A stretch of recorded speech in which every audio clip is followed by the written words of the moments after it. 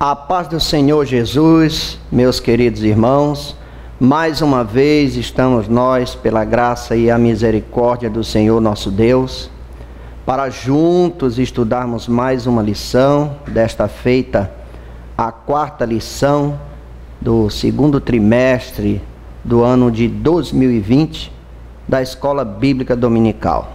O nosso assunto de hoje é a iluminação espiritual do crente. Você que ainda não viu as lições anteriores, nós temos aqui as lições, os comentários das lições anteriores, e você pode consultar no Facebook ou então no YouTube. O endereço é AD Bragança PA. Você acessa o site e lá você vai ver todas as instruções a respeito das lições anteriores. Nesta lição nós vamos estudar sobre a iluminação espiritual do crente. E porventura o irmão que não tiver a revista de adultos da Escola Bíblica Dominical, se é professor de jovens ou de adolescentes, mas quer participar conosco, não se preocupe. Aí na sua tela vai passar os versículos, a leitura, a verdade prática, tá? Texto áureo. E nós vamos mostrar tudo para que você acompanhe juntamente conosco essa lição. Então o nosso assunto, a iluminação espiritual do crente. A nossa verdade, o nosso texto áureo está em Efésios, capítulo 1, versículo 17, que nos diz: para que o Deus de nosso Senhor Jesus Cristo, o Pai da glória, vos dê em seu conhecimento o espírito de sabedoria e de revelação. A nossa verdade prática diz: a vocação do crente inclui a herança de preciosas riquezas conferidas aos eleitos pela grandeza do poder de Deus. E a nossa leitura bíblica em classe está na carta que Paulo escreveu aos Efésios, capítulo 1, desta feita do versículo 15 até o versículo 23. E essa leitura, ela vai nos falar da primeira oração que Paulo fez em favor dos Efésios. É uma oração sublime, onde ele expressa os seus sentimentos diante de Deus pelo amor e o carinho que ele tem com os irmãos lá de Éfeso.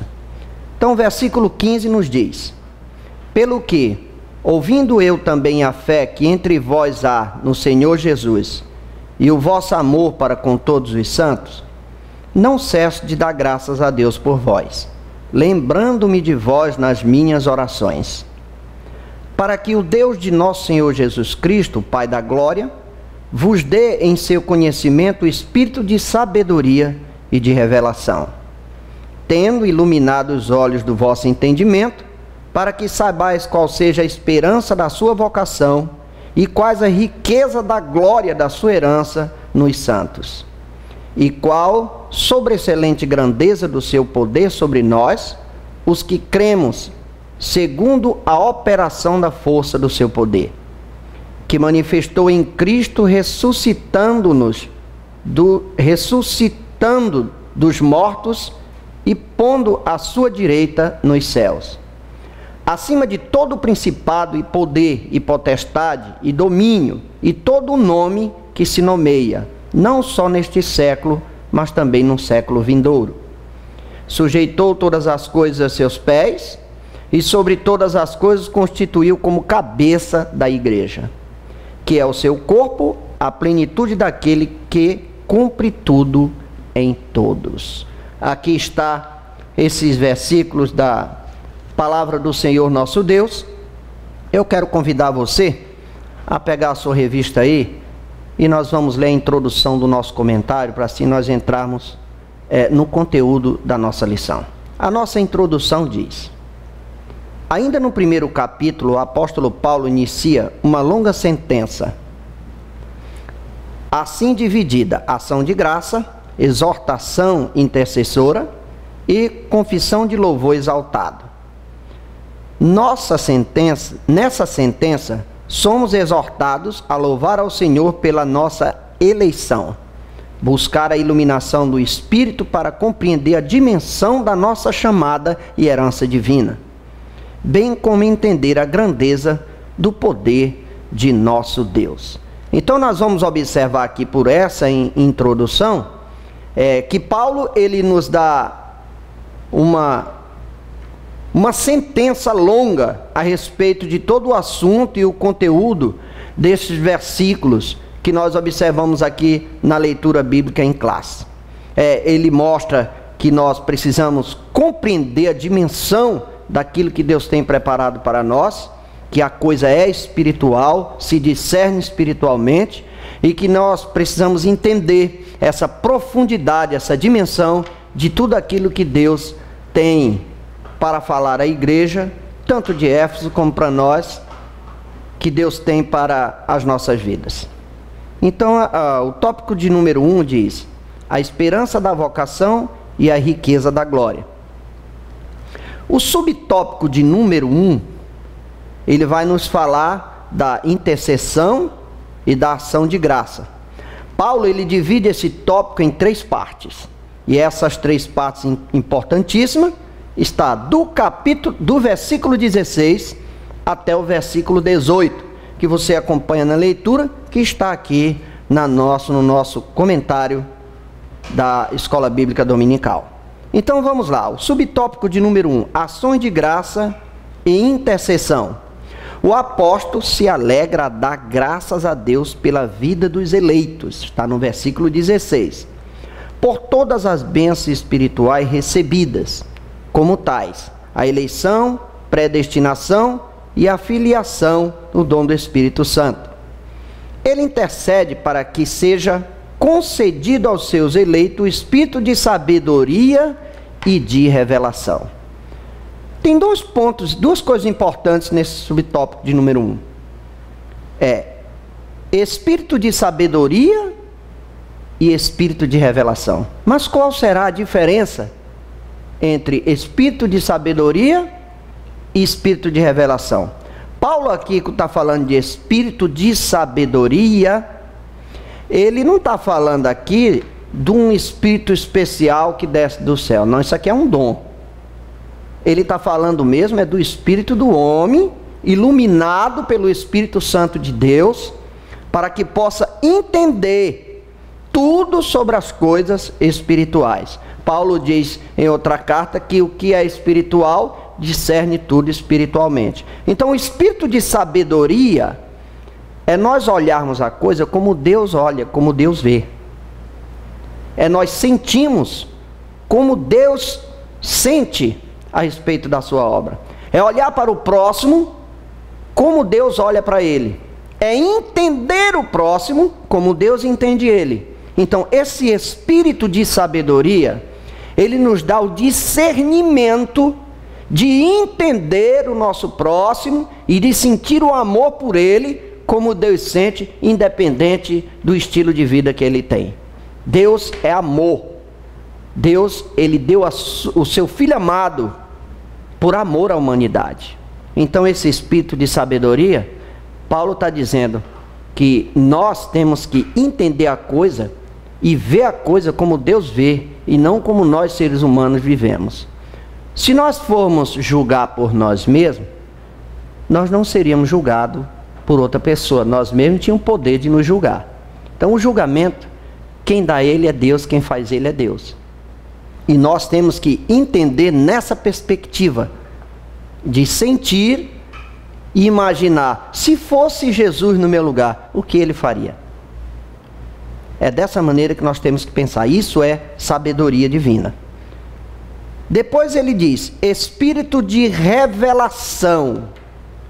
Aqui também não é um dom especial que vem do céu para você revelar tudo o que está acontecendo com a vida das pessoas. Não é isso não, irmão. Embora muitas pessoas usam e chegam a dizer, Deus me revelou que você fez isso, Deus me revelou que a culpa é sua. Esse espírito de revelação mundano aí está no mundo todo, isso aí é coisa do homem. Mas o espírito de revelação divina, que o apóstolo Paulo está dizendo aqui, é sobre as coisas espirituais, os mistérios de Deus, que nós precisamos entender. Esse espírito de revelação aqui, é como se ele estivesse pedindo para Deus abrir a cortina, levantar o véu, para que os crentes possam entender a sublimidade das coisas celestiais. É isso que Paulo está dizendo. Ele está pedindo a Deus que mostre para os efésios aquilo que eles não entendem, que revele com sabedoria aquilo que eles ainda não entendem. Então esse espírito de revelação aqui é um pedido de Paulo para que Deus levante a cortina e mostre a excelência da sua glória para nós que o aceitamos como Salvador e que andamos em novidade de vida. O subtópico de número 2 está a esperança da vocação. Aqui já passa para o versículo 18. E nesse versículo 18 vai espelhar a esperança da vocação que nós temos.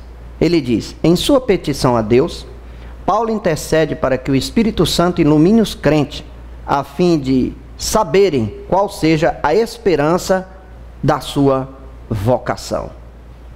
Olha, irmão, a esperança da vocação é o crente entender o que está reservado para ele no futuro. Jesus disse: eu vou preparar lugar, e quando eu for, eu virei e vos levarei para mim mesmo, para que aonde eu estiver, estejais vós também. Então, essa esperança da vocação é nós entendermos o que Deus tem preparado para nós. É nós entendermos, por exemplo, sobre as bodas do Cordeiro. Como será? É nós entendermos o que vai chegar no futuro. Quando Cristo vier com a sua igreja, a sua eleita, reinar aqui na terra, como será? Então, essa palavra esperança da vocação é nós esperarmos em Deus quão glorioso vai ser esse dia. É isso que Paulo está falando, que ele está na sua oração pedindo que Deus coloque no coração de todos nós essa esperança da vocação. Continuando a leitura. Assim, eles seriam capazes de experimentar e conhecer a profunda e espiritualmente os privilégios de serem vocacionados. Podemos dizer que tal esperança divide-se em pelo menos 3 aspectos. Primeiro, Deus chamou as pessoas no passado. Segundo, a chamada abrange serviço de santificação no presente. E terceiro, a participação gloriosa no futuro. Então, observamos que essa vocação, essa esperança que nós temos, ela se divide em 3 partes: passado, presente e futuro. Passado, nós observamos, lemos a palavra, as histórias bíblicas, os profetas, nós entendemos tudo isso aí. Mas essa vocação de hoje, o que nós estamos passando por hoje, hoje nós temos coisas reveladas por Deus que os antepassados não tiveram. Que o apóstolo Paulo, a ele foi revelado o mistério que os antigos não tiveram. E no futuro, a nossa participação gloriosa. Ainda vai ter coisa que nós não temos agora e nem ninguém teve no futuro, mas está reservado. A Bíblia diz: aquilo que o ouvido não ouviu e que o olho não viu é o que está preparado. Então, essa esperança da nossa vocação, nós temos que estar ela em 3 tempos: passado, presente e no futuro, e analisarmos muito bem o que Deus tem para nós. Subtópico de número 3: as riquezas da glória da sua herança. Paulo já está falando aqui de uma herança especial que Deus tem para nós. Olha o que ele diz: a expressão sua herança enfatiza o que Deus deu aos seus eleitos. Já o termo riqueza refere-se a maravilhosas bênçãos que acompanham o plano da salvação, tais como perdão de pecado, a adoção de filhos. As bênçãos serão desfrutadas no porvir, como por exemplo, vemos a Deus, vemos a Cristo, o adorarmos. Então, os salvos tomarão posse da herança preparada desde a fundação do mundo. Então, as riquezas da glória de Deus está como herança para nós. Paulo está falando aqui que nós teremos parte na riqueza da sua glória, que essa herança que Deus tem para o seu Filho amado Jesus Cristo também é para nós, porque nós somos herdeiros de Deus e co-herdeiro com Cristo. Então essa riqueza, essa herança de riqueza da glória de Deus, também os santos escolhidos e salvos vão usufruir dela. Vamos usufruir dela. No futuro, estaremos nós usufruindo das bênçãos do nosso Senhor Jesus tem reservada para nós. Ver a Deus, ver a Jesus, adorar e participar das bênçãos que eles têm para nós. Ninguém jamais viu a Deus. A Bíblia diz que nenhum homem viu a Deus e fica vivo. Ninguém. Mas nós temos essa esperança, essa riqueza da glória como herança de ver a Deus, ver como Ele é, ver a Jesus, ver como Ele é e participar das bênçãos que Eles têm para nós. Que maravilha, né, irmão? Participar das bênçãos de Deus. Medite nesse glorioso tempo que é o futuro para os crentes salvos em Jesus Cristo. Como eu disse na lição passada, somente aqueles que permanecem no navio, somente aqueles que continuam a viagem. Não pule do barco, continue nesse barco que Jesus Cristo é o nosso capitão. Glória a Deus. O tópico de número 2, ele vai nos falar sobre a excelente grandeza e força do poder divino. Olha, nós observamos que as coisas materiais, tem hora que as ações materiais, elas tentam abater o crente. E tem crente que diz assim: eu desisto, não consigo mais, não tenho forças para isso. Mas se você olhar na perspectiva espiritual, você vai entender que a força de Deus, ela é grande, ela é imensa. E Ele mesmo disse: eu vou conceder a vocês poderes.